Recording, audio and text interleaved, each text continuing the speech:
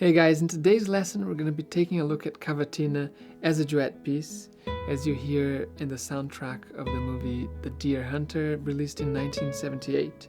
And in the soundtrack you had John Williams playing the lead guitar part, and we're going to be basing this lesson on that. This is a 3-part lesson series. In part 1, I play the arrangement and I try to get as close as I could get to that original recording with this kind of orchestration, strings orchestration, and a second guitar part recorded. In today's lesson we'll learn the melody, and in part 3 we're going to be taking a look at the chords and the harmonies, and it turns out it's a great finger picking exercise for us guitarists. It has some unusual chords and some beautiful modulations. If this is your first time here, guys, please consider subscribing to our channel. You can drop us a like, maybe leave us a comment. And for the tabs and backing tracks which we're going to be using for this lesson, you can head over to our Patreon page. That's patreon.com/altguitar. You can join us for $5. That out of the way, let's get down to it. So before we even get started playing this piece, what I'd like you to take a look at and work first on is on achieving the tone, on achieving a really lovely, kind of warm sounding tone. And it really changes depending on the angle that you attack. So with my index on my right hand, I'll just demonstrate to you that depending on the angle of attack, the tone can go from kind of thin and brittle to a more kind of warm and bodied sound. So here, this is the best tone I can get. This is my, and you can see I'm kind of going from the side with my index, but if I change the angle a little bit, you can see it kind of goes quite brittle. Compare this to that. It's a big difference. So that's the first thing I suggest you work on, and it really doesn't matter whether you're using a nylon string or an acoustic, steel string. What matters is that you find the right angle where you will get the kind of the warmest possible sound, and that even goes with if you're using a pick. Now that's the first thing. The next thing is we're going to use a lot of vibrato on this piece. So just allow yourself to use as much vibrato as possible once you get used to the notes, because that really adds to the expression element of this piece. To help you understand this piece and to help you learn this piece, I'm going to cut it up into 5 sections. And if you're using the score from our Patreon, you'll see we put letter names to each section. Before I start teaching you, let me just explain to you the parts so you will kind of understand when we come to learn them. So the first part is A, and the first part is the bit which is in E major, and which is the bit that most people recognize.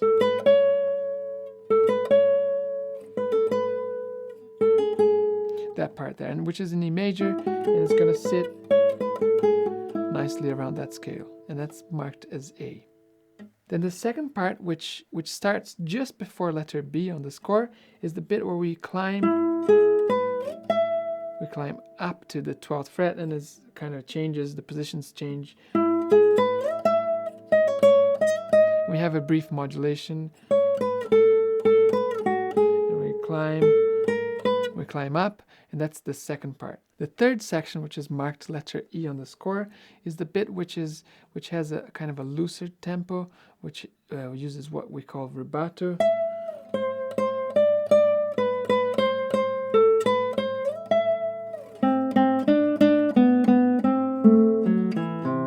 Like that, and it has as I said, a kind of a looser tempo, and I'll talk you through how to practice it with the backing track so you get the timing right.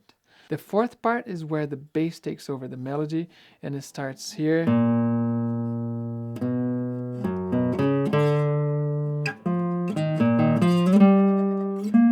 And so on. So it's marked letter F on the score, and where the melody drops to the lower octave.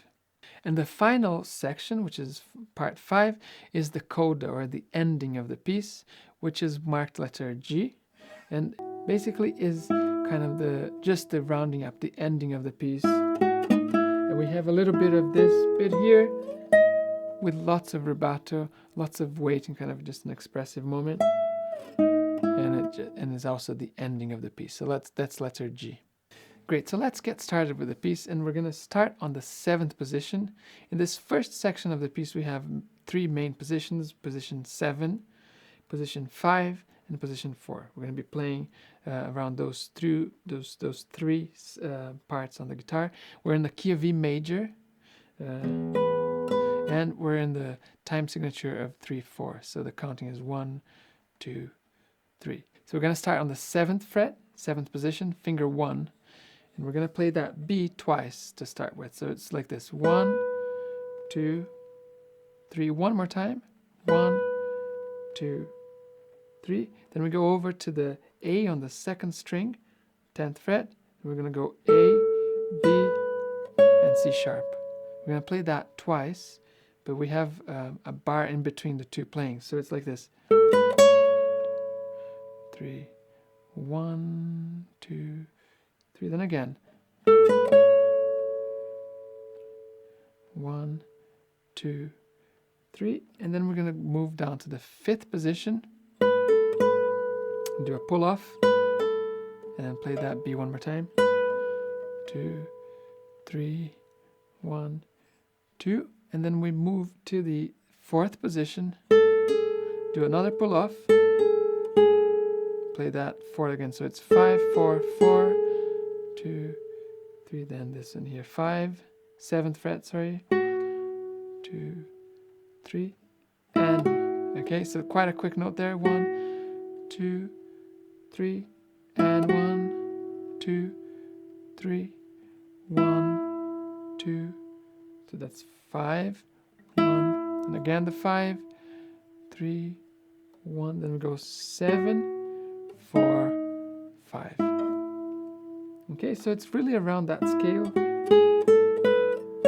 going from the root, the E, up to the 6th, which is the C sharp, major 6. So it might be quite helpful to practice the scale as you go. After we've played that, we're going to play that one more time, so it repeats the same note for note. So here goes again: 7, one more time, 7, then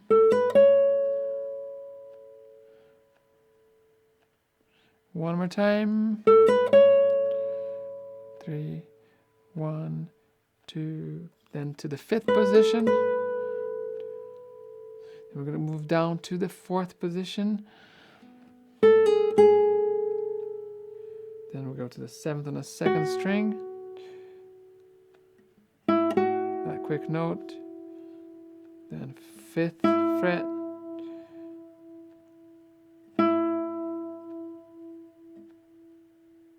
Then 7, 4, and 5. So this concludes the first section of the piece. This is the most well-known part of the piece, and the bit that gets stuck in everyone's memories. Everyone remembers that part. Okay, and then so after we went like 7, 4, 5, what we're going to do is we're going to count 1, 2.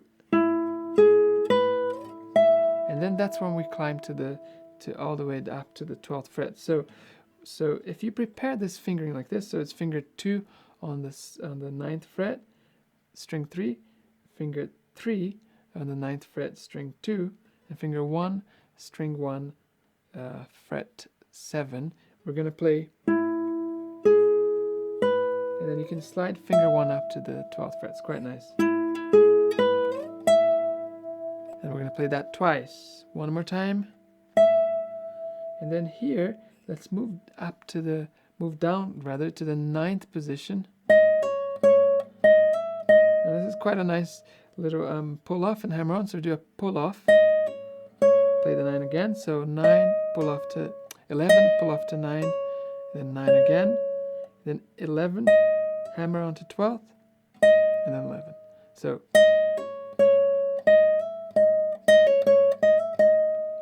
if you're having trouble getting that hammer on finger 4, you can do with 2 and 3 as well. Okay, so after we climbed up, we play that twice, and we do pull off, hammer on, Play the 11 again. And then we're going to go 9, 7, 5, 5, 7, 2, 4. Okay, so it's quite cool because it's all on the same string. So 9, 7, 5. We'll play the 5 again. 5, 7, 2, 4. So let me play you a tempo from the 12th, which is marked letter B on the score. So 1, 2, 3, 1, 2, 3, 1, 2, 3, 1, 2.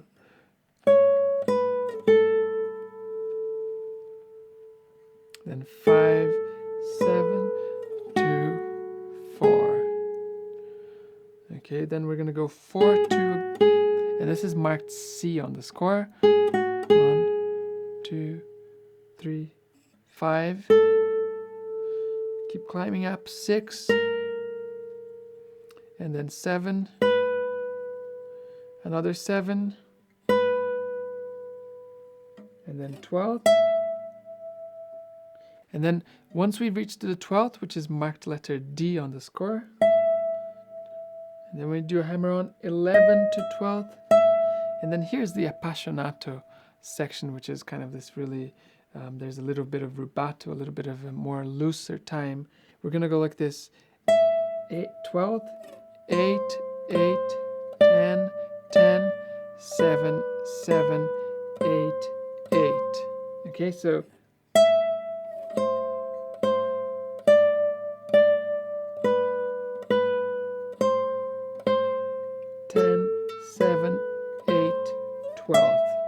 so here we're mainly using the 7th position with that note on the 12th. So after we play the 12th, we're gonna go down to the 7th position. So that means finger 1 plays on the 7th position, but finger 2 is on the 8th. So 8, 10, 7, 8, then we go 10, 7, 8, 12th.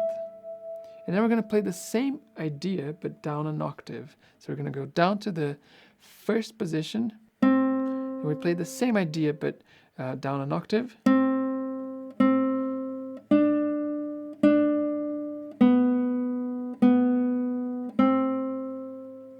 Then here it changes a little bit, and I'm going to use the thumb to play the notes which go onto the bass string. So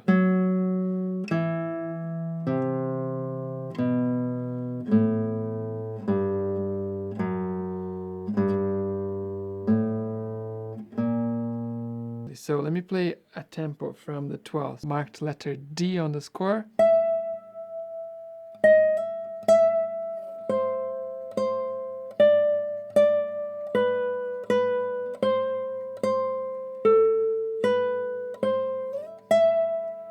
Then down to the 1st position.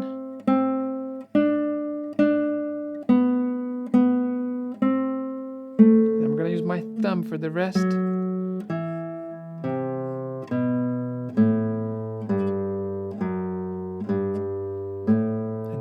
We get to letter F on the score, and in this part here we're going to be playing on the bass notes, and it's really quite fun playing down here because it has these low bass, I find it really intriguing to play up here because it's very mysterious. You get this nice warm and kind of mysterious sound. So we have 3 phrases to start with. The first one is going to start on the 1st fret of the 5th string.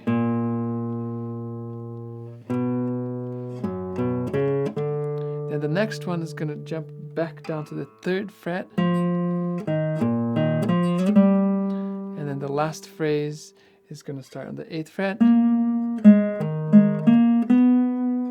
then it kind of changes a little bit after that. So it's like 3 similar phrases, but they all start on a different note. So the first one is going to be fret 1, string 5, going up to the 2nd fret. I'm going to do a little bar here. So it's 2, 2, and then 4 and 5. Get a little vibrato there.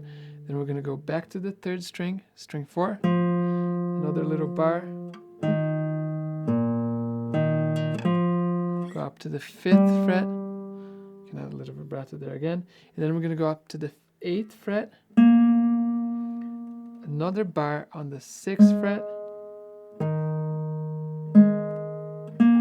and then this time we resolve only half step, so it's the 9th fret. And then when you do the bar, make sure that you collapse this part of the finger and you don't keep it straight. Try to kind of break the link here because it gives you more power when you're doing the bar. Nice. And then after we got to the 9th, so we're going to go back to the 2nd fret and play a quick note. So C sharp to B twice. And then we're going to end with this nice phrase. So it's 2, 2, so string 2 and 3, 1, then 4th, 2nd, one more time the 2nd on the 4th string, and then 4, 1, 2.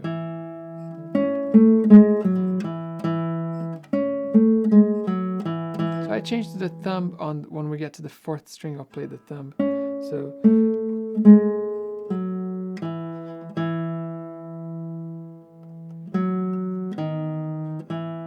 So after we play the bass, after we play this low section, we're going to repeat just the middle part of the piece. We're not going to repeat everything. We're going to repeat some of it. So we're back to the S mark, which is the segno, which is the kind of S looking like sign, and that's gonna take us back to the 7th fret. So we're gonna repeat most of it, repeat a lot of it. So we're gonna repeat this.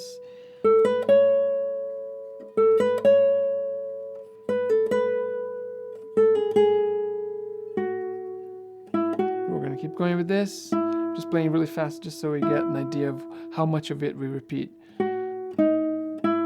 And we're going to keep going up to from letter B.